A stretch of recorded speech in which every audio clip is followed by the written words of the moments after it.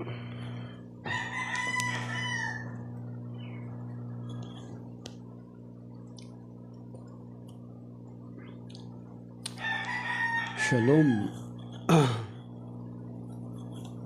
Shalom, my dear brothers and sisters. We are in our Preaching in the Wilderness series. At binabasa natin ang Ebanghelyo na binabasa sa lahat ng Katolikong simbahan sa buong daigdig.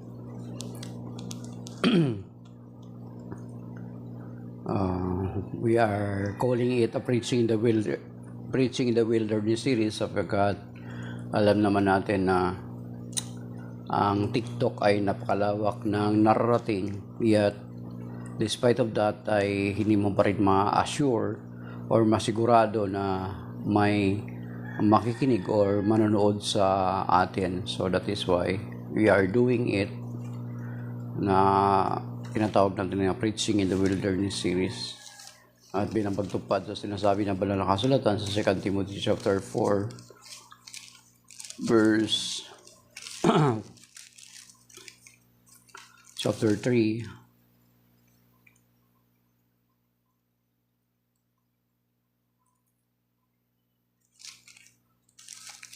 sabi rito chapter 4 verse 3 to 4, ipangaral mong salita ng Diyos sa papanahon man o hindi, ikayatin mo pagsabihan at patatagin ang loob ng mga tao sa pamagitan ng matyagang pagtuturo. So, that's right. And then the gospel of the day, ang ebanghelyo ngayon ay hango sa ebanghelyo ayon kay San Lucas, kabanata 20, mga talata 27 hanggang 40. Papuri sa iyo, Panginoon. May ilang Saduceo na lumapit kay Jesus. Ang Saduceo hindi naniniwala na muling bubuhay ng mga patay. Ang guruan nila, nagdagdag po si Moises ng ganitong batas para sa amin, kung mamatay ang isang lalaki at maiwang walang anak, ang kanyang asawa, ang kapatid na lalaki dapat pakasal sa balo upang magkaanak sila para sa namatay. May 7 magkakapatid na lalaki, nag-asawa, ang panganay, at namatay na walang anak. Napakasal sa balo ang pangalawa at namatay, gayon din ang nangyari sa pangatlo hanggang sa pampito, isa-isang napangasawa ng babae at pawang namatay na walang anak. Sa kahuli-hulihan na namatay naman ang babae sa muling pagkabuhay, sino sa 7 ang kilalaning asawa niya, yamang napangasawa niya, silang lahat. Sumagot si Jesus, sa buhay na ito ang mga tao, ang mga lalaki at mga babae ay nag-aasawa, ngunit ang mga lalaki at babaeng karapat-dapat na muling buhayin para sa kabilang buhay ay hindi na mag-aasawa. Hindi na sila mamamatay sapagkat matutulad sila sa mga anghel at sila'y mga anak ng Diyos.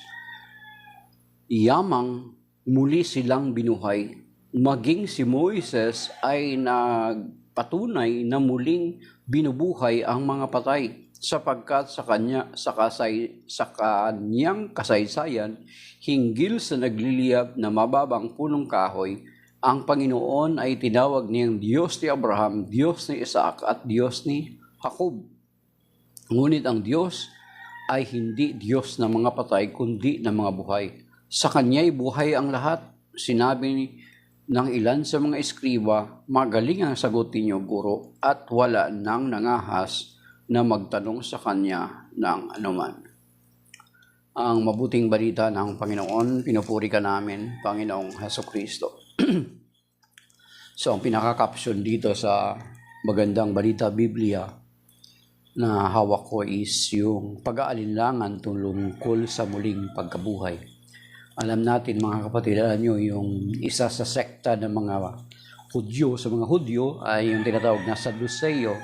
Ang mga Saduceo ay hindi sila naniniwala sa muling pagkabuhay, kaya that is why nagtanong sila sa Panginoong Hesukristo. At ang ginamit nila na kwento para tanungin ng Panginoon Kristo is yung babae na nakapag-asawa ng 7. So, parang ito yung ang kwento na ito is related doon sa aklat ni Tubit. Yan itong kinuha sa aklat ni Tubit. Yung napangasawa ni Tobias sapagkat every time na mag-asawa siya ay kinukuhan sila ng demonyo para mamatay yung kanya mga napapangasawa. Kaya until such time na 7 lahat ang kanyang napangasawa. So dito, pinapakita na mga kapatid na kasi sa kultura ng mga Israel, yun nga, ang kultura nila na kapag namatay yung panganay ay ang kapatid, ang kasunod na kapatid ay siya yung mag-aasawa doon sa asawa ng kuya niya at magkakaroon sila ng anak. It is not for him, but for the sake of the elder na brother. Yun yung sistema nila. Kaya nga kung nabasa nyo rin yung aklat ni Ruth, di ba, makikita natin doon si Naomi nung namatay din yung kanyang mga anak ay pinauwi niya na si puri ng Diyos, praise God, brother from Colorado, USA, si Castle King side. Okay, praise God, Castle King. So pagkatapos na namatay na yung mga anak ni Naomi, makikita natin doon na pinapauwi niya na si Ruth at saka si Orpah. Si Orpah ay umuwi, bumalik sa kanyang bayan, pero si Ruth ay sumama kay Naomi.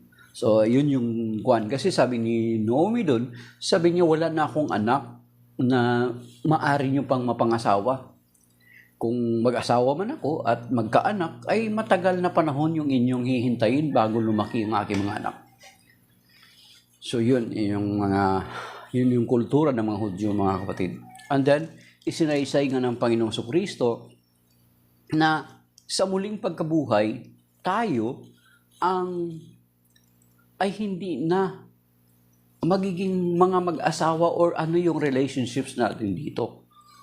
Kasi sabi niya rito sa Luke chapter 20, para tayo nang magiging katulad ng mga anghel. Pero hindi sinabi na magiging anghel, kundi parang katulad ng mga anghel. Ano ibig sabihin nun? Na mga anghel, wala nang kamatayan. Kaya nga, ang mga namamatay ay hindi talaga patay. Lumilisan lang sila dito, kaya nga, lumilisan lang sila dito sa daigdig, pero lumilipat sila doon sa pangwalang hanggang tahanan natin. Kasi yan naman ang sinasabi ng banal na kasulatan, mga kapatid, na itong buhay natin dito sa lupa ay pansamantala lamang. Yun yung sinasabi sa Philippians chapter 3 verse 20, mga kapatid. Ang sinasabi dito sa Philippians chapter 3 verse 20, sinasabi dito, sa kabilang dako ang langit ang tunay nating bayan, mula rooy hinihintay nating may pananabik ang Panginoong Hesukristo ang ating tagapagligtas. So yan, mga kapatid. So you are just temporary in this earth. So ang tunay talaga nating tahanan ay sa langit, kapiling ang Diyos. At maging si King David, di ba? Lagi naman natin ito binabanggit sa nakakasubaybay sa akin, sa nakakapanood sa akin. Even si King David, sa prayer niya, na-recognize niya na even them na kinikilala niya na pansamantala lang tayo dito sa daigdig. So, ibig sabihin, we have the eternal abode na hinihintay natin at yun nga po ay ang langit na kapiling natin ang Diyos. Sabi dito sa 1 Chronicle chapter 29 verse 15 sa unang kronika, verse 15, tulad ng aming mga ninuno, kami nga'y mga dayuhan at nangingibang bayan, ang pagtira namin sa daigdig na ito ay pansamantala lamang. Hindi panatilihan. Yan, mga kapatid. So yung pinakabuhay natin, ang pinakabuhay natin is not here, mga kapatid. Kundi meron talaga tayong palagi ang tahanan. At yan naman din ang sinabi nga natin, yung First Chronicle chapter 29 verse 15, and then yung Philippians chapter 3 verse 20. At yan din ay sinasabi din ng mga ngaral chapter 12 verse 7 na malinaw din doon na binabanggit dito sa Ecclesiastes or mga ngaral chapter 12 verse 7. Sabi dito, alalahanin mo siya bago manambalik sa lupa ang ating katawang lupa at ang ating espiritu ay magbalik sa Diyos na may bigay nito, mga kapatid. So yun, na ibig sabihin na hindi pala ito yung pinakaano natin. That is why kahit abutin ka ba ng 100, o kahit abutin man tayo ng 100, or 120, or kung anong taon ka mabuhay dito sa lupa, iya't mamamatay ka pa rin. Kasi hindi ito yung pinaka-dwelling place natin. Di ba? Kaya nga, ang famous na mga verses sa Bible, yung John chapter 14, verse 1 to 6, di ba? Binabanggit natin palagi yan. Aalis ang Panginoon at ipaghanda niya tayo ng ating matitirhan.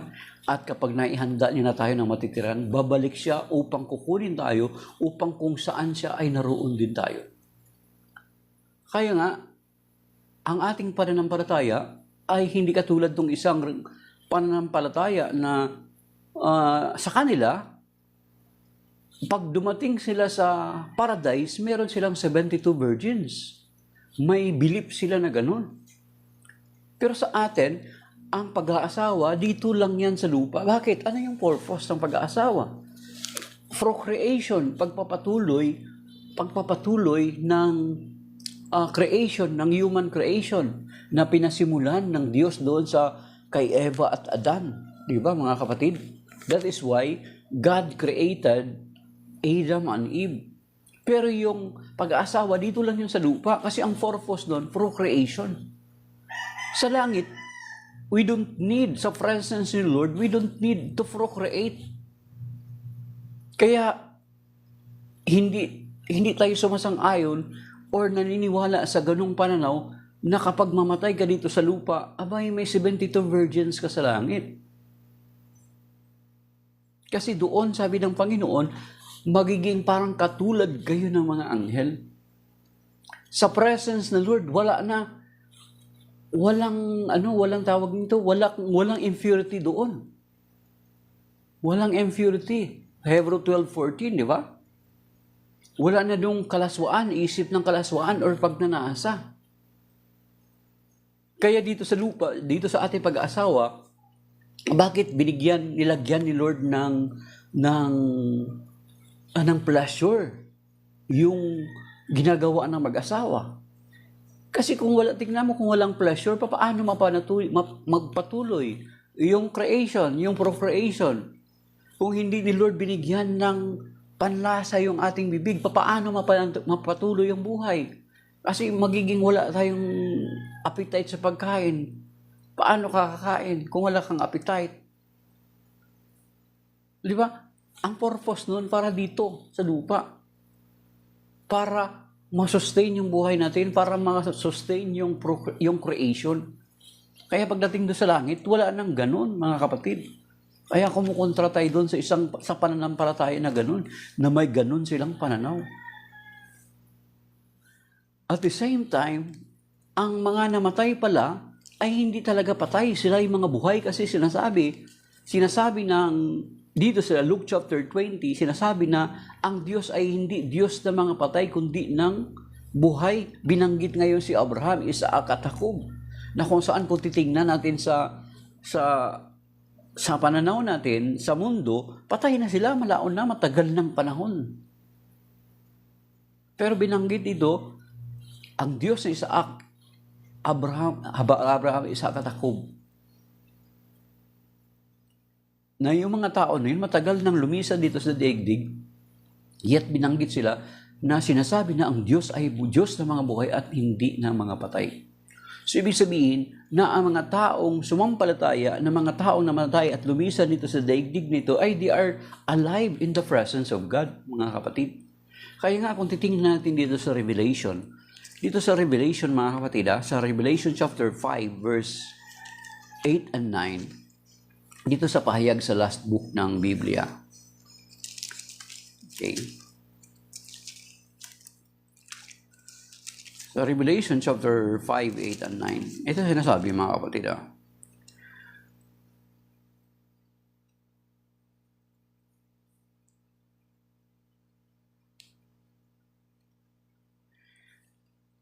Nang ito'y kunin niya, nagpatira pa sa harapan ng kordero ang 4 na nilalang na buhay at ang 24 na matatanda, may hawak na alpa ang bawat isa at may gintong mangkok na puno ng kamanyang. Ito ang panalangin ng mga banal. You see? In the vision, nakita ni St. John yung 24 elders at yung 4 na kamanyang, yung 24 na matatanda na may hawak na alpa at ang bawat isa may gintong mangkok na puno ng kamanyang. Ito ang panalangin ng mga banal. So nakikita natin dito na these 24 elders ay may hawak na mangkok na ang mangkok na ito ay puno ng mga panalangin ng mga banal. The prayer ng mga banal ay ang tumutukoy ay yung mga taong andito pa sa lupa. So ibig sabihin, that is why we in the Catholic Church ay naniniwala dito sa part ng Biblia na ito na ang mga banal, that is why we in the Catholic Church ay humihingi ng prayer intercession sa mga banal. Kasi dito makikita natin dito sa Revelation chapter 5 verse 8 and 9 na itong 24 elders may hawak na mangkok na puno ng insenso na that represents the prayer of the saints. Yung saints na tinutukoy dito are the people, mga believers dito pa sa lupa. That is why, mga kapatid, kasi ito sila, hindi sila patay sa harapan ng Panginoon, sila'y buhay. And then meron pa dito sa Revelation chapter 8 verse 3 na the same na ganito ang sinasabi. Sa Revelation chapter 8 verse 3, isa pang anghel ang may dalang gintong insensaryo ang dumating at tumayo sa harap ng dambana. Binigyan siya ng maraming kamanyang upang ihandog sa dambanang ginto sa harap ng trono na kalakip ng dalangin ng mga hinirang ng Diyos. See? Okay? Mula sa kamay ng anghel, umailan lang sa harapan ng Diyos ang usok ng kamanyang kasabay ng dalangin ng mga hinirang ng Diyos. So you see? Na ibig sabihin, mga kapatid, na they are presenting our prayers before God.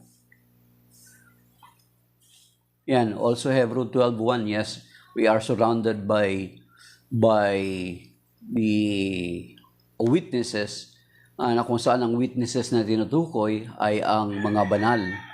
At makikita natin doon sa Hebrew 12:22 Castle King na sabi niya, lumapit kayo sa mga panganay na ang mga pangalan ay nakatala na sa langit. So you see, very clear yun. Pero mga separated brethren natin ay hindi nila binabanggit yun sa kanilang congregation, or else yung kanilang mga naakay na Katoliko ay magbalik sa Catholic Church. Yan.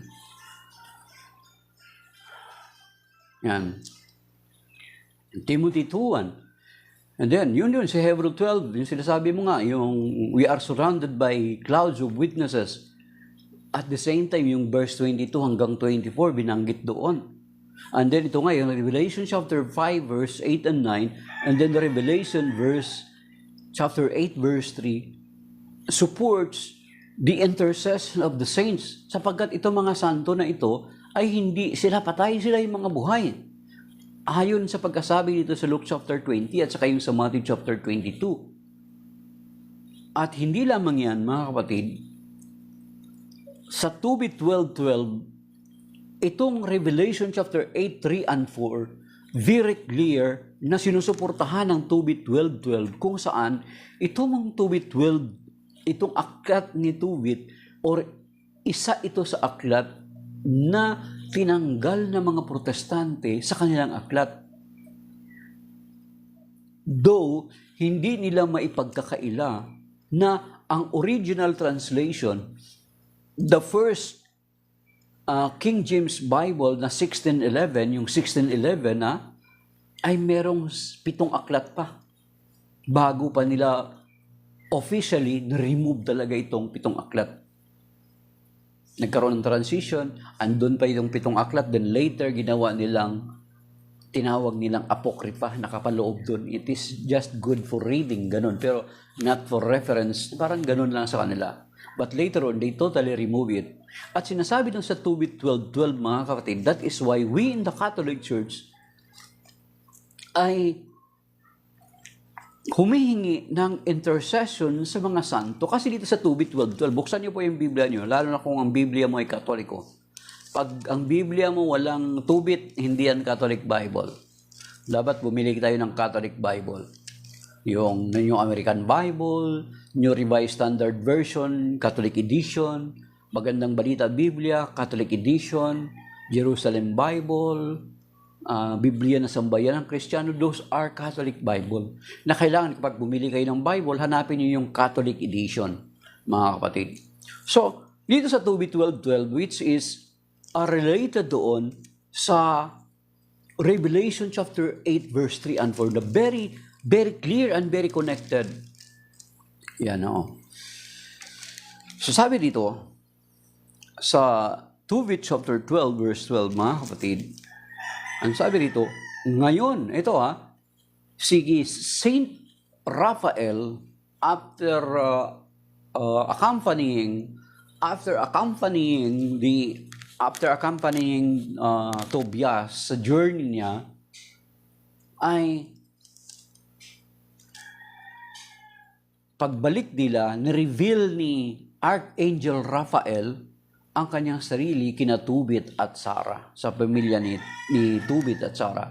At itong tagpo nito dito sa Tubit chapter 12 verse 12, sinasabi ko nga sa inyo na ang Old King James Version ay meron ang yung original Old King James Version ng mga Protestanteng Bible ay merong Tubit, aklat ni Tubit, yung 7 aklat. But later, they remove it all, yung 7 na yun. Then, may mga hindi alam na hindi nakapag-aral ng kasaysayan, yung iba natin mga kapatid, na aakusahan pa tayo na tayo daw nagbawas, nagdagdag. Samantala, sila yung nagbawas, mga kapatid. Ito sabi dito sa Tubit 12:12. Para i-justify natin why we have these books, na bakit nila tinanggal. Kasi dito sa mga aklat na ito ay may mga references that supports the Catholic faith, mga kapatid. Ito sa Tubit chapter 12 verse 12 sabi dito, ngayon ko sasabihin sa inyo na noong nanalangin ka Tubit at ang manugang mong si Sara sa Panginoon, ako ang nagharap ng dalangin ninyo sa Diyos, gayon din ang ginagawa ko tuwing may inililibing ka. So very clear, mga kapatid. Balikan natin yung Revelation chapter 8 verse 3 to 4.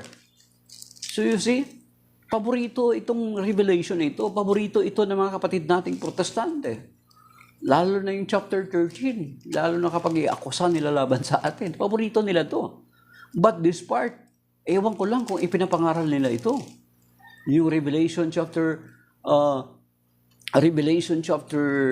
5, 8, and 9, saka yung Revelation chapter 8, verse 3. Yeah, ito sabi ni Castle Kingside. Yes, in 1880, the British and Foreign Bible Society removed the 7 books from the Bible. Sabi niya, cheaper to make. See? Yan, may alam niya ni Brother Castle King yung history ng Biblia. Okay? Sabi dito, balikan natin kasi binanggit natin yung 2:12:12. Then, basahin natin uli itong Revelation chapter 8 verse 3, mga kapatid. Sabi dito, Isa pang anghel na may dalang gintong insensaryo ang dumating at tumayo sa harap ng dambana.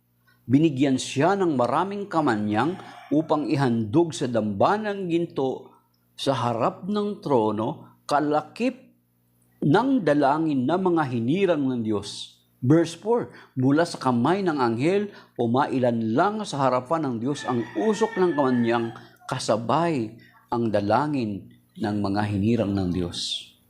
So you see? Kaya gusto ko yung kantang bago na compose eh. Handog namin sa iyo, Ama, ang tinapay at alak na ito.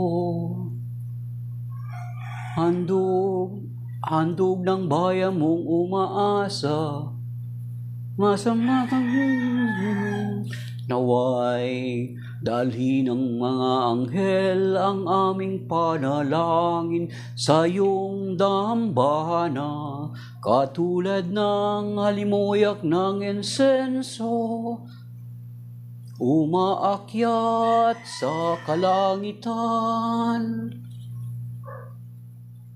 Yun, di ba? Yun yung, doon binase yung kanta na yun. Revelation chapter 8, verse 3 to 4.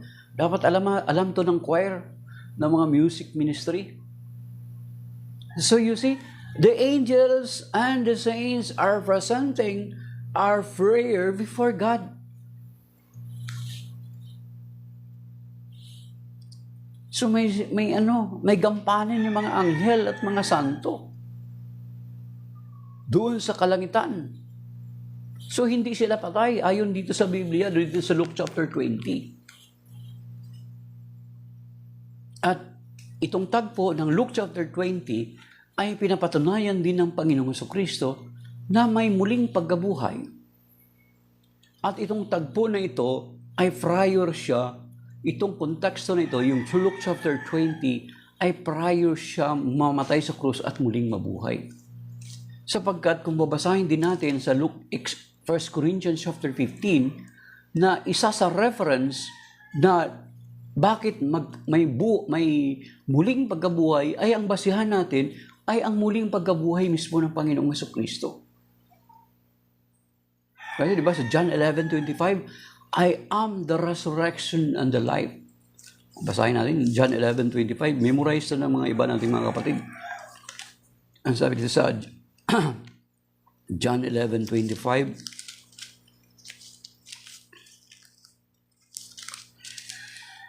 Okay, sabi rito, sinabi naman ni Jesus, ako ang muling pagkabuhay at ang buhay. Ang nananalig sa akin kahit mamatay ay muling mabubuhay.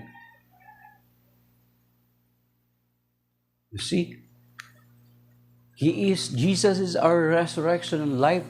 At ang kanyang muling pagkabuhay, kasi ito ang tagpo na ito prior sa kanyang crucifixion, ay reference natin na meron ding pagkabuhay para sa atin, mga kapatid. Kaya ngayon din sinasabi doon sa 1 Thessalonians chapter 4, di ba? Na sa 1 Thessalonians chapter 4, sinasabi dito, okay, basahin natin sa 1 Thessalonians chapter 4, sa malakas na tunog ng sigaw ng arkanghel. So, basahin natin mga kapatid dito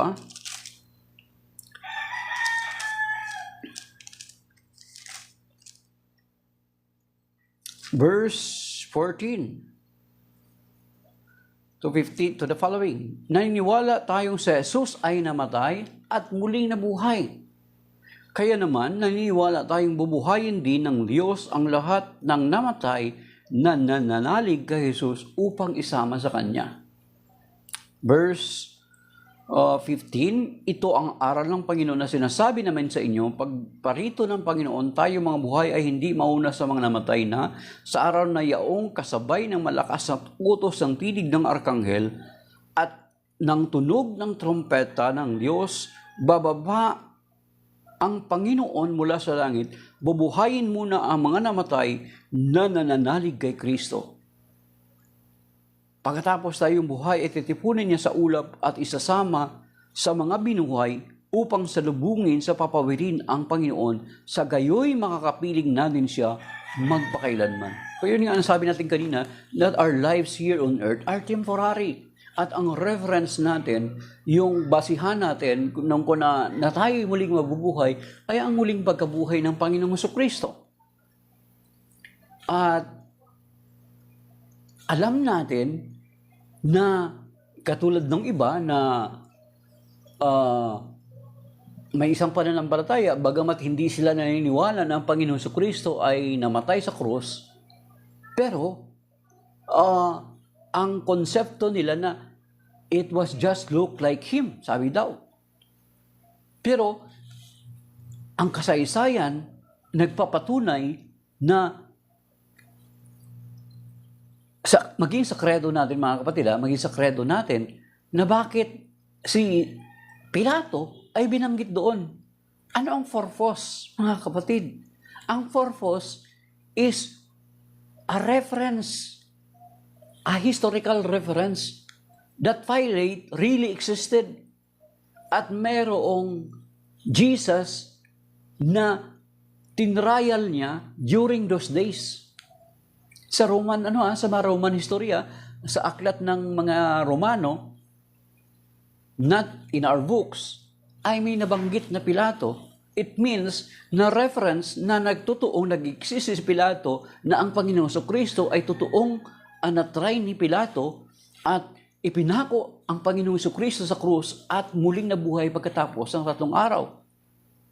At isa nga, mga kapatid, kung nagbabasa kayo ng Synoptic Gospel, Matthew, Mark, Luke, noong muling nabuhay ang Panginoong Jesucristo, may nakita ang kayong linong nakatiklop na nasa tabi, na yun yung pinambalot sa Panginoong Jesucristo. Take note, hanapin natin dito sa mga kapatid. Hanapin nyo dyan sa Synoptic Gospel, sa last part ng Gospel, mga Ebanghelyo. Di ba nung unang pumasok si Santiago, si Pedro at si Juan, bakit gusto nating bigyang itong diin? Bakit kinasama natin ngayon to sa kwento natin? Na meron kayong lino na nakatiklop sa gilid. Okay? So bakit, mamaya malalaman nyo kung bakit natin,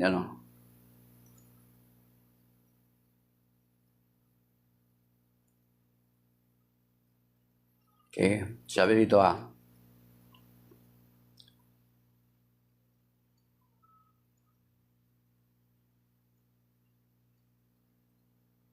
Okay.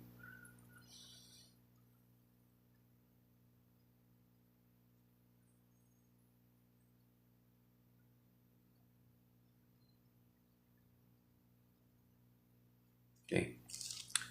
So, Matthew, hanapin natin. Hinahanap ko yun, mga kapatid. Kasi may gusto akong i-relate sa inyo na kwento Bakit gusto nating ibigyan ng emphasis yung kayong lino na pinambalot sa Panginoong Jesucristo nang after His resurrection ay nakasit aside sa tabi, mga kapatid. Okay. Okay.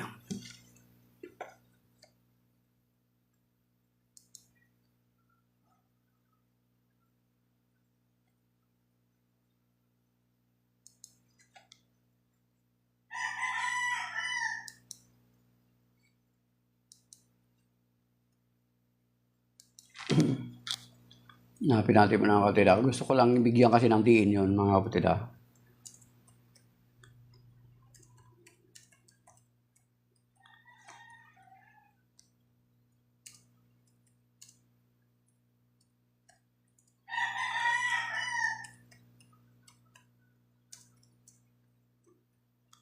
Okay, kung may nakakita dyan, i-comment nyo. Okay, yan.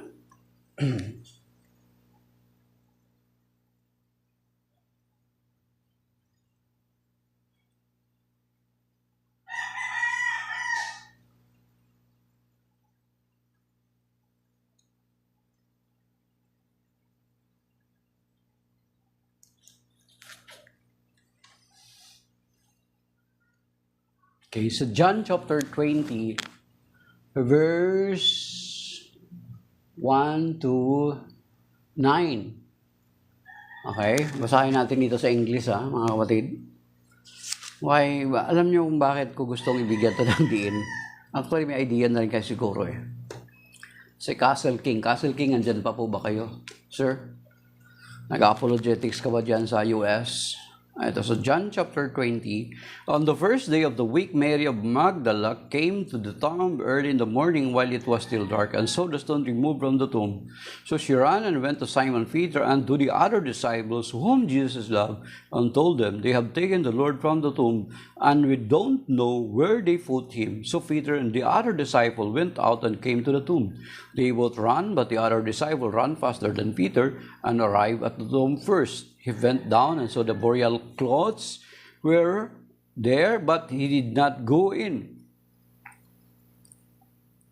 When Simon Peter arrived after him, he went into the tomb and saw the burial clothes there, and the cloth that had covered his head, not with the burial clothes, but rolled up in a separate place.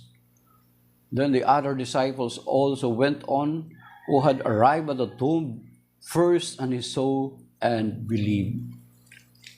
So you see, mga kapatid, yung burial cloths na tinatawag, yung shroud na pinambalot sa Panginoong Jesucristo. Alam niyo ba na itong burial cloths na ito or yung shroud na ito may later na discouraged around mga 18th century yata yun, about the shroud na discover, nasunog ito.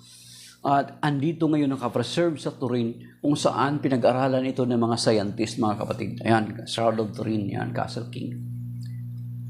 Binanggit natin si John 20, verse 1 to 9, na isa sa proof, na undeniable proof that Jesus really died and rose again from the dead. Kasi, bere mo, pinag-aralan ito ng mga siyensya. As a matter of fact, ito mga scientists na nag-aaral dito ay mga unbelievers, mga hindi mananampalataya. At isa nga sa mga scientists na nag-aral ay hindi mananampalataya. Later na may interview na they exhaust everything ng lahat ng pagde-deny nila para ma-disprove yung resurrection ng Panginoong Jesucristo. At itong shroud na ito, mga kapatid, sa hindi nakakaalam, kapag titingnan mo siya plainly as cloth, wala kang medyo hindi mo siya masyado makita. Check nyo sa Google nyo, Shroud of Turin. Pero nung pinicturan ito, kasi nasunog itong tela na ito, nung pinicturan ito, yung negative ng picture, kasi yung mga film, mga picture natin dati, mga camera natin dati, is the film. Kapag titingnan sa film, yung negative ng picture na yun, ay very clear na may tao na nakadrawing doon. And according to scientists, itong tela na ito, ay inaral nila, it ages around 2,000, almost 2,000 years na. Itong shroud na yun. At yung tela na yun, nagpapakita ng image ng isang tao na grabe yung pagkabugbog.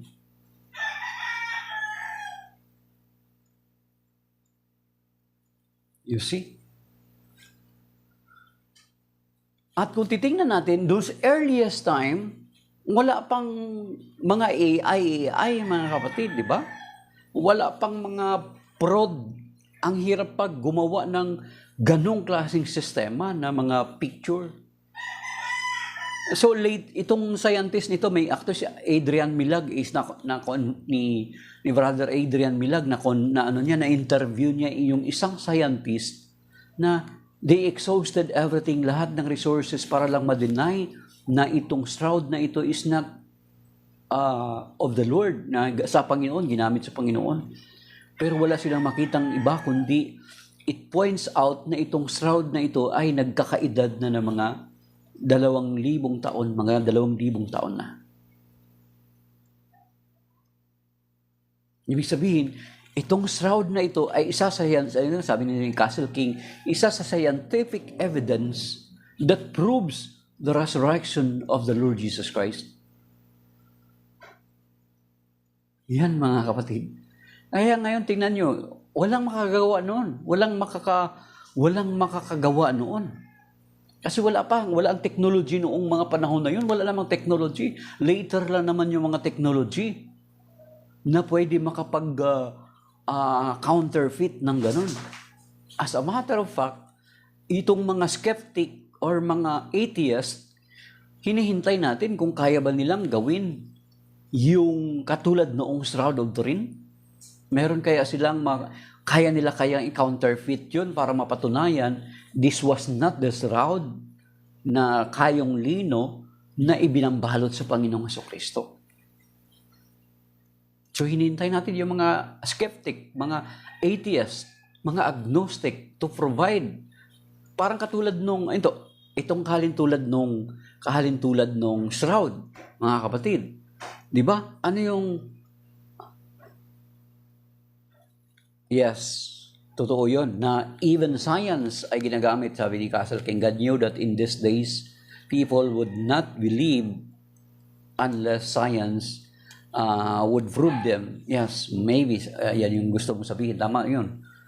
Believe, di ba? Would not believe or brief, ba? Unless science would prove. Ay na-prove ng science. Yun nga, mga scientist na nag-prove. Kasama, ito lang kahalintulad ng Shroud of Turin. Ano yung kahalintulad ng Shroud of Turin? Yung telma ng Our Lady of Guadalupe. Try nyo rin basahin at ikumpara, mga kapatid.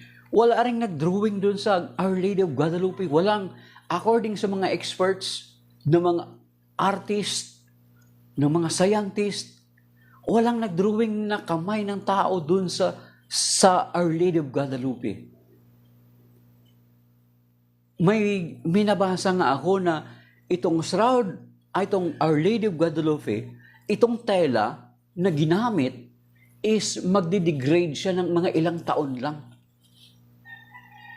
Pero kung pupunta kayo doon sa Mexico, sa Our Lady of Guadalupe, kung saan naka-display yung original na telma ng Our Lady of Guadalupe, kung saan naka-print yung Our Lady of Guadalupe na ipinakita ni Juan Diego sa mga obispo, na actually ang binagtong niya lang or nilagay niya doon sa kanyang telma is mga bulaklak.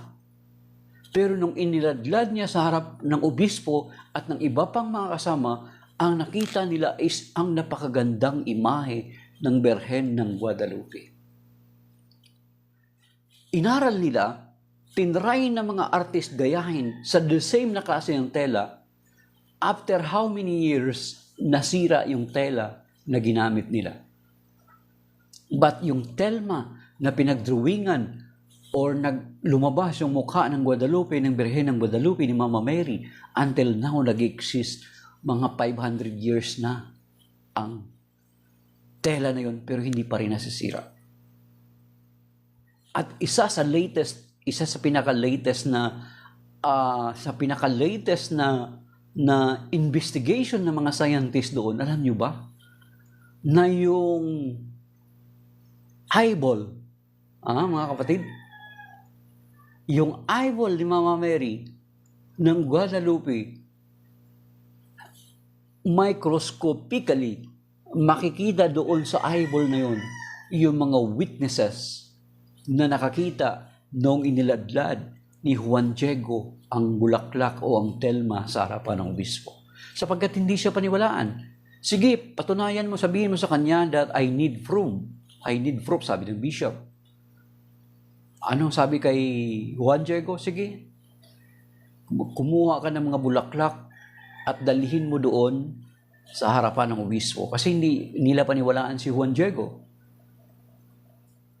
Nung iniladlad niya yung telma, yung bagtong-bagtong niya na daladala niya ng mga bulaklak sa kanyang telma, yung tela na yun, paglahad niya doon sa harapan ng obispo, walang bulaklak na nakita kundi ang napakagandang drawing ng Our Lady of Guadalupe. At yun nga ang isa sa na-discover ng mga nag-aral, yung mata ng Our Lady of Guadalupe, microscopically, nakita doon yung mga 13 witnesses that witness noong iniladlad ni Juan Diego yung bulak, yung telma sa harapan nila, at ang nakita na lamang ay ang picture ni Mama Mary na Our Lady of Guadalupe. That brings, actually, ginamit ng Panginoon to convert the Aztecs. You see? Pareho sila ng shroud of Turin na walang ginamit na kamay. So, ibig sabihin, these miracles ay nagpapatunay na totoo ang muling pagkabuhay ng Panginoon Jesucristo. Hindi natin ma-deny na muling nabuhay ang Panginoon Jesucristo. So therefore, since nabuhay ang Panginoong Jesucristo, pagdating ng araw, hindi rin natin ma-deny that there will be a resurrection of the dead. As a matter of fact, ayan naman ang nakalagay sa atin sa articles of faith natin, sa 12 articles of faith natin, di ba? Sa credo natin, I believe He will, ano sabi doon sa last part? He will come again to judge the living and the dead. Ano? I believe in the Holy Spirit, the Holy Catholic Church, there's the resurrection of the body and life everlasting. Amen. Diba? Resurrection, binabanggit doon yung resurrection. Mga kapatid. So, ang reference natin na tayo man din ay muling mabubuhay because ang Panginoong Jesucristo ay nabuhay. Actually, babasahin mo yung 1 Corinthians chapter 15. Sa 1 Corinthians chapter 15, binabanggit yan, mga kapatid. Basahin nyo, bagamat medyo mahaba yan. Hanggang verse 58. Hanggang verse 58. Ang pinag-uusapan dyan ay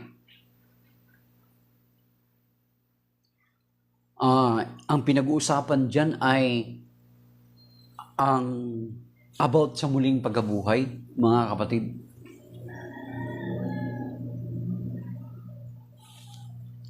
Basahin niyo ng buo.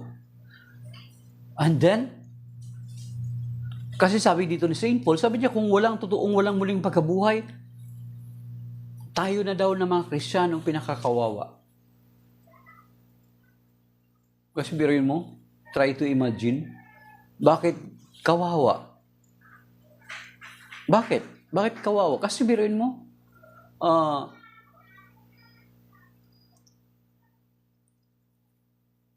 magpapakabait ka, magpakabanal ka, tapos wala naman pala.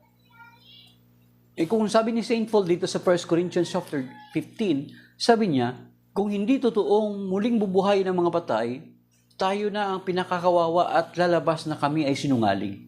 Kayo na lang magbasa. Ang bigat dyan, mga kapatid, talagang pinagtitibay ni St. Paul that there is a resurrection. At yun nga yung binabanggit ng Ebanghelyo natin ngayon. Kaya nga, nag-conclude si St. Paul dito sa 1 Corinthians chapter 15, verse 58. Ang sabi niya rito sa 1 Corinthians chapter 15, verse 58, sabi niya, kaya nga mga kapatid, magpakatatag kayo at magpakasipag para sa gawain ng Panginoon, yamang alam ninyo na hindi masasayang ang inyong pagpapagal sa Kanya. So, andun na yung mga proof, mga kapatid. Andun na yung mga proof na nagpapatibay at nagpapatutuo na totoo yung sinasabi ng Panginoon Jesucristo. Ayan, sabi ni Brother Jun, yung about sa Eucharistic miracle sa Lanciano, Italy, and many other places, mga kapatid. Nagpapatunay din na totoo rin yung sinasampalatayanan natin about sa Eucharist.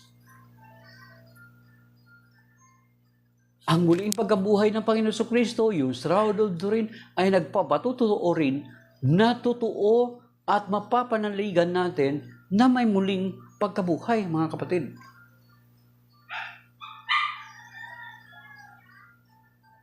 You see? Kaya nga, sabi dito, tama ngayon, Brother Castle King, sabi sa 1 Corinthians 15:58, sabi dito, kaya nga, since na ganito pala mangyayari, totoong may muling pagkabuhay, kaya nga sabi niya, nag-conclude si St. Paul din sa 1 Corinthians 15:58, sa chapter na ito with that word, na sabi niya nga, kaya nga, mga kapatid, magpakatatag kayo at magpakasipag para sa gawain ng Panginoon, yamang alam ninyo na di masasayang ang inyong pagpapagal para sa Kanya. Kaya nga mangyayari pagdating ng araw yung 1 Thessalonians chapter 4. Kaya nga, and then, yung Revelation chapter 1, verse 7 and 8, mga kapatid. Ito sa Revelation 1, 7 and 8. Ito mabigat to, mga kapatid. Ang sabi dito, sa Tagalog, basahin natin.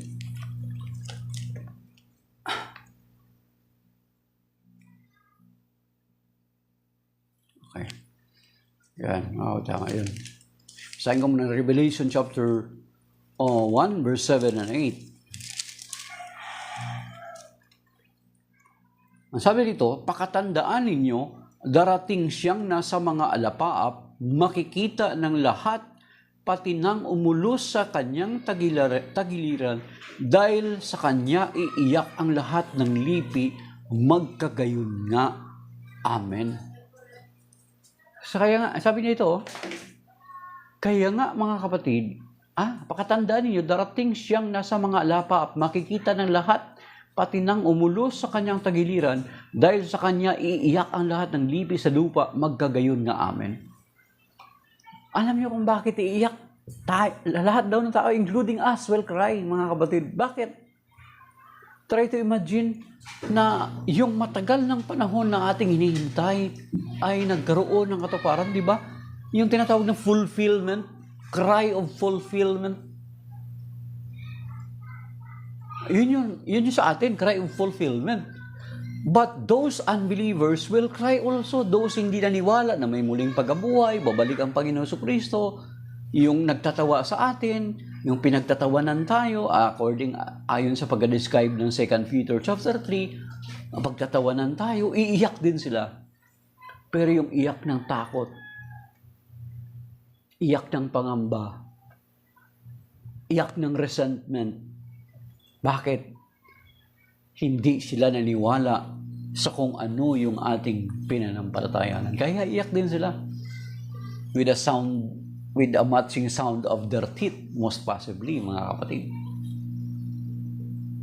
So, ano pipiliin natin? Yung iyak ng kagalakan pagdating ng araw or iyak ng pangamba at takot pagdating ng araw? So, lahat ng yon, mga miracle na na-experience natin. That is why the miracles continuously happening in the church all around the world. At may mga ebidensya tayo niyan. Kaya nga si Carlo Acutis, malapit na siyang i-beatify. Ang ginawa ni Carlo Acutis, kinonfile niya lahat ng mga Eucharistic miracle sa internet. Kinonfile niya at his very young age, mga kapatid. Kinonfile niya. So you see. At yung mga Eucharistic miracle nga ay nagpo-prove about sa Eucharist. At ang Eucharist actually, ang pagdalo natin ng banal na misa, ay sinasabi dito sa 1 Corinthians chapter 11, ay pumapatungkol pa rin sa ating Panginoong Jesucristo sa kanyang magpagkamatay at muling pagkabuhay, mga kapatid. Ito ay 1 Corinthians 11:26. In the same way, also the cup after, sabi dito, verse 26, for as often as you eat this bread and drink the cup, you proclaim the death of the Lord until He comes. We are proclaiming the death of the Lord, of course, until He comes. Hindi naman siya bubalik kung hindi siya nabuhay, kung hindi siya namatay. Hindi lang binanggit dito sa verse 26. Pero muli siya nabuhay at babalik. Ang pag-aatin ng banal na misa natin is our proclamation ng pagkamatayan at muling pagkabuhay at muling pagbabalik ng Panginoon Jesucristo. So you see, at the same time, mga kapatid, ang mga Eucharistic miracles, katulad ng binabanggit ni Brother June, bilang pagpapatotoo na totoo yung Eucharistic miracle at ang Eucharist na ito is also connected, sinasabi dito sa 1 Corinthians 11:26, na ito'y pagpapahayag din na natin ng kamatayan ng Panginoon hanggang sa kanyang muling pagbabalik. Na ato sa mga hindi nakakaalam at hindi nakakabatid, mga kapatid, alam nyo ba yung mga Eucharistic miracle? Yung the bread that turns into the real flesh, alam nyo yung ginawa ng simbahan, dinala ito sa mga scientists, scientifico na mga doktor na hindi mga sumasampalataya. At hindi nila alam kung saan galing. Basta pinasuri, hindi nila binanggit kung ano yun, saan galing. Alam nyo anong findings? Ang findings ng mga doktor at mga scientists, it came from a part of the heart ng isang tao na labis na binugbog. At ang type ng dugo is type AB. You see, part ng puso yun. Then after how many hundred of years in different place, may nangyari uli na Eucharistic miracle.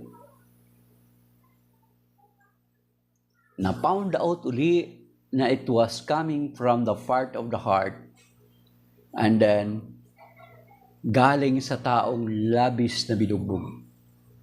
And then again, they found out na ang type ng dugo is type AB.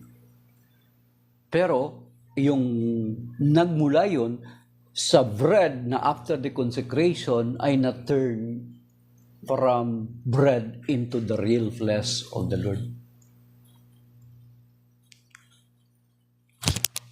So, yun yung nangyari. Na bilang patunay na kung ano yung sinabi ng Panginoon Jesucristo doon sa Matthew chapter 26 at doon sa John chapter 6 ay totoo na ang sabi niya, my flesh are real food and my blood is real drink. Basahin niyo doon sa John chapter 6 at saka yung Matthew 26. Di ba sinabi niya doon? On the night before he was betrayed, he took the cup, I took the bread, he gave it thanks and said to his disciples, take it and eat of it, for this is my body. Hindi niya sinabi na simbolo. Hindi niya sinabi pagdating doon sa cup uli, this is the blood of the new and everlasting covenant, which is shed for you and for many. Do this in remembrance of me. Hindi niya sinabi na simbolo, mga kapatid.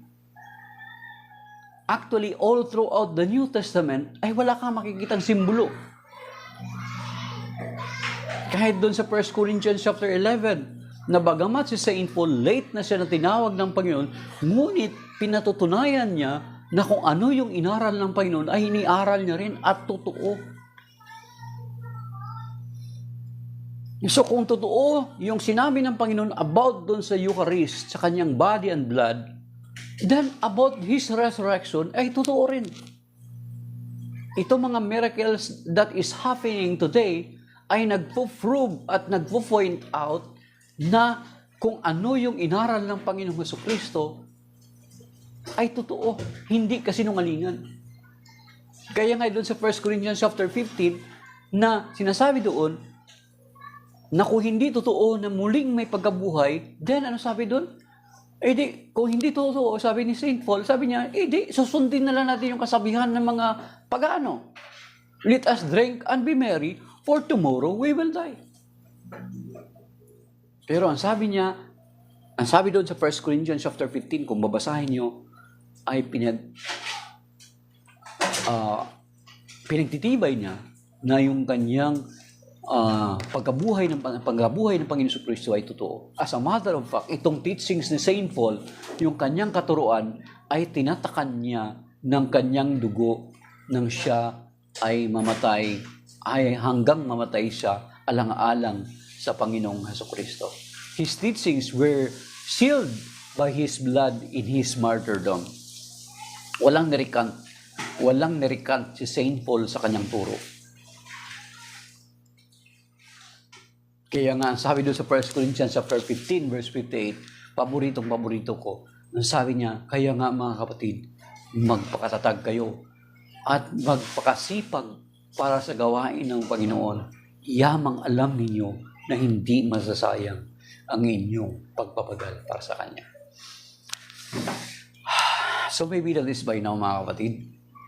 At yan ang pinapaalaala sa atin ng Panginoon na there is a resurrection.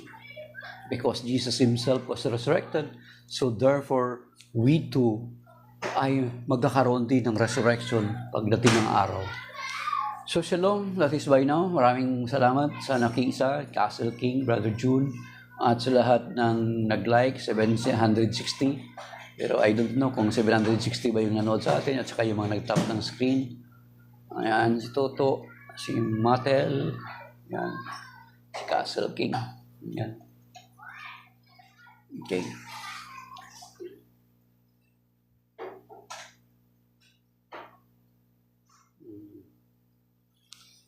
Sige. God bless. Castle King. May apologetics din ba kayo dyan sa US, brother? Castle King side? Okay, God bless. So that is by now, mga kapatid. May God bless us and keep us safe and sound. At salamat sa inyong pakikisa. Signing of my dear brothers and sisters. Diyan ka, di ba, sabi mo diyan ka sa US, may apologetics din kayo, may Catholic Faith Defender din kayo diyan.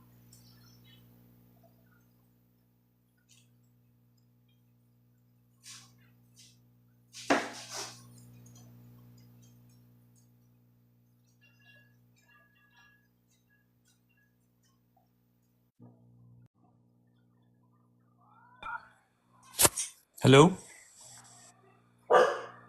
Hello? Ano yun? May CFD din ba kayo dyan, bro? So mahina ang Tagalog ko, parang Taglish lang ako, pero yes, there's apologetics, pero I was a prior Protestant. Tapos, I came to the Catholic Church. While I was Protestant, I was trying to refute Catholicism. And as I studied the scriptures, I found that everything in the Bible aligns with the Catholic Church. Walang contradiction sa Catholic Church at saka sa Bible. You were once a Protestant. Oo, for like 25 years, pare. Wow, praise God. Okay. Amen. So, praise the Lord. When was the time you entered again to the Catholic Church? Yeah, naka-confirmed ako na lang sa itong year, sa May.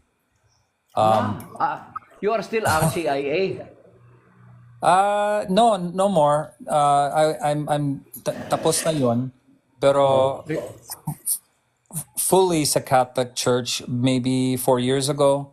And then I didn't think I needed to be confirmed, pero ang nanay tatay ko, they wanted to remarry, pero in order to do that, they had to go through confirmation.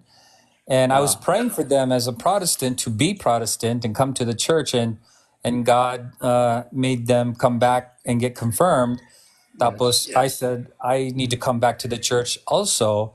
And since they got confirmed, I got confirmed in the same year. So, praise God. Yeah, Cardinal John Henry Newman said once, to be deep in history is to cease being a Protestant. Tama. Galing, yes. Okay. Right, I was once converted to Southern Baptist before 1987 to 1995. But praise be to God, I reverted to the Catholic faith. I can tell because normally yung mga Catholics hindi nila alam ang Biblia, pero kaming Protestants mas we know it better kasi ayong ang culture doon. Kaya ang puso ko gusto ko to teach yung mga Katolikos magbasa yung Bible. Why not form or create Catholic faith defenders there? Oh, kaya like Mary, the Eucharist, like Yeah. meron akong maraming mga apologetics sa defending the faith. 1 Peter 3:15, di ba? Yeah. 1 Timothy 3:15. The 1 Peter 3:15. The Sorry, First basis Peter of 3:15. Anong sinabi ko? 1 Timothy Peter. and then Peter. Tama. 1 Peter 3:15. 1 Timothy 3:15 is the pillar and foundation of Pillar the and truth. bulwark of faith. Oo. Kaya Yeah. sabi mo sa Protestant, anong defender of truth? Sabi nila yung Bible, sabi natin hindi. 1 Timothy 3:15 says the church. Yeah, it's about the church. Oo. Saint Paul said to Timothy, if I will be delayed, sabi niya, you should know how to behave in the household of God, which is the pillar and foundation of the truth. Amen. Galing. So meron ba Yeah. kayong mga apologetics doon sa Pilipinas? Yeah, we have a lot here. Actually, the strongest Catholic faith defenders are in Mindanao and Cebu. Oh, praise God. Mindanao kasi Yeah. maraming mga Muslims doon, di ba? Yeah, but Brother Wendell Talibong is from Mindanao in Dipolog, and then Brother Sok Fernandez is in Cebu. He is very well-known apologist, a Catholic apologist. He is a former member of Seventh-day Adventist. Oh, talaga? Yeah, and then the famous Catholic faith defender here is Father Darwin Gitgano, a priest. Sino? Oh, Father Darwin Gitgano. okay. Ay, hindi ko alam siya. Try to find in Facebook. He's well known here. He is an apologist, and at the same time, he is an exorcist. Oh, galing. Praise God. Yeah. Oo. Sikat siya, kilala siya ngayon. Very young. He debated at his very young age as a priest. He debated the national debater of the INC. Oh, wow. Wow. Pare, hey, let's keep in touch tayo. Yeah, I have a Facebook. You can find me in Facebook. Okay, wala akong Facebook, pero Okay. meron akong email. At saka Email. ito, email, tsaka TikTok. Okay. And I just started using TikTok like a week ago. So I'm still Praise God. learning. So, can you make a Facebook account so that we can connect also there? It's very so that you can acquaint with other apologists in our church. Oh, okay. I'll create one. Pero in the meantime, dito kaming mag-match up. Tapos I'll make that account para keep in touch tayo. Yeah, okay. And then also, try to follow here in TikTok, Numina Sacra. He's a very young apologist here in the Philippines. Very, very strong, very talented, and very knowledgeable in our faith. Oh, good. Meron akong heart for the Filipino people, pero again, ang Tagalog ko mahina. You're not actually a Filipino. Oo, Pilipino ako, pero nandito ako. You grow there. Oo. Pero I was born sa Subic Bay, Olongapo City. Tatay ko taga sa Iba, Zambales. Yeah. Nanay ko taga sa Dinalapihan, Bataan. Pero US Marine Corps siya, ang tatay ko, kaya we grew up here. You grow there, so that is why you almost forgot. You have difficulty in speaking Tagalog. Oo, nandiyan ko more than salita ko. Ang asawa ko puti, kaya hindi siya marunong mag-Tagalog, kaya wala akong practice.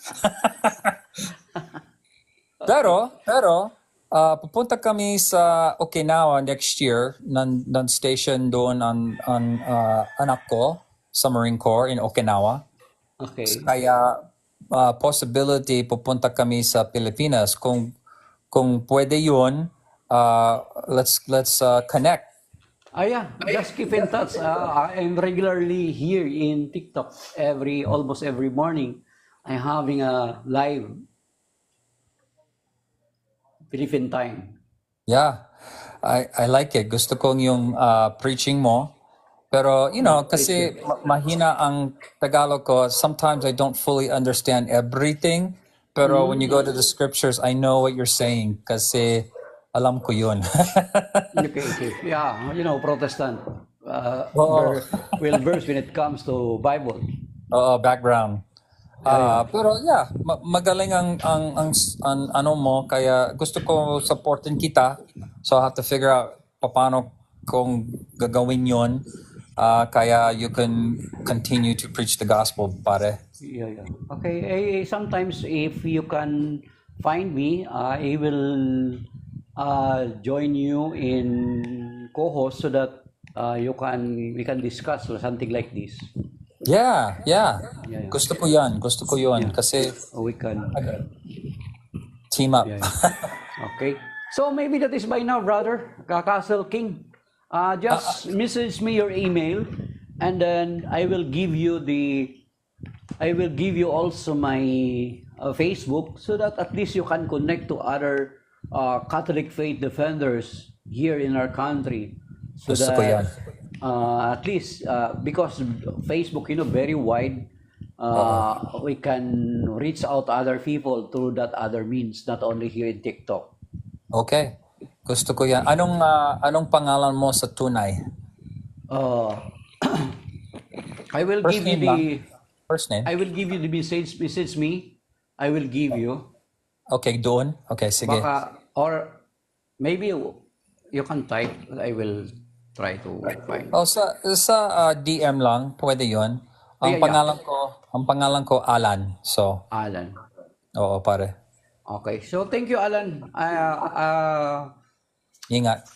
Just message me your detail and then or email, and then I will send also my name in Facebook, and then you can find me.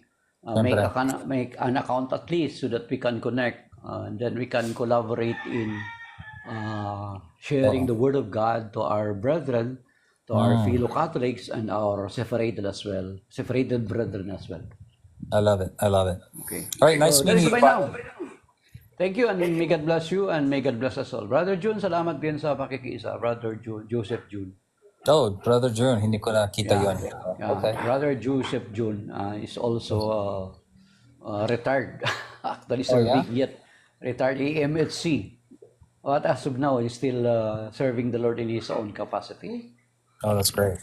Okay. So, bye-bye. Okay, take care. Ingat. Sige. Okay. God bless. God bless.